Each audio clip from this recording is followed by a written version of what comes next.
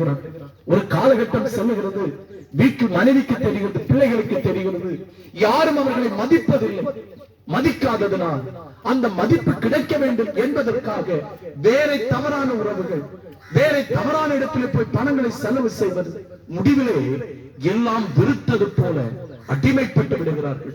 உங்களுக்கு தெரியுமா, நான் அதை விட்டு வெளியே வர வேண்டும் என்று விரும்பியும் என்னால் அதிலிருந்து வெளியே வர முடியவில்லை என்றால் என்னை கட்டுப்படுத்துகிற வேற ஏதோ ஒன்று இருக்கிறது. அது என்னிலும் அதிக வல்லமை உள்ளதாக இருக்கிறது.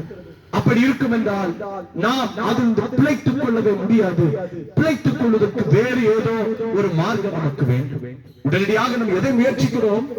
நாம் மருத்துவமனைகளிலும் ஆலோசனை இடங்களுக்கு போய் ஆலோசனைகளை கேட்கிறோம். ஆலோசனைகள் நல்லது. அந்த ஆலோசனைகள் நம்முடைய சுய கட்டுப்பாடை நமக்கு கற்றுத் தருகிறது.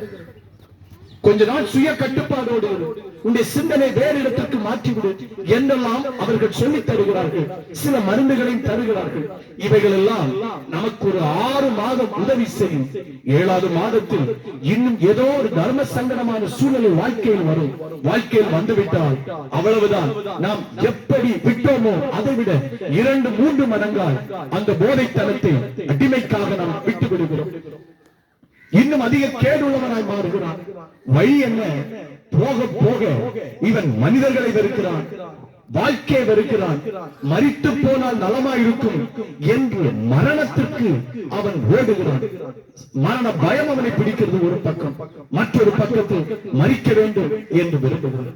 என்னுடைய சத்தத்தை கேட்டு ஒருவேளை வீடுகள் என்னோடு தான் இந்த வார்த்தை பேசுகிறது என்கிற உணர்வோடு இருப்பீர்கள் என்றால், உங்களோடு தான் இந்த வார்த்தை பேசுகிறது, உங்களுக்கு தான் இந்த நல்ல செய்தி வருகிறது.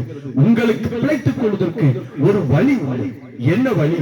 அந்த வழி இதுதான்.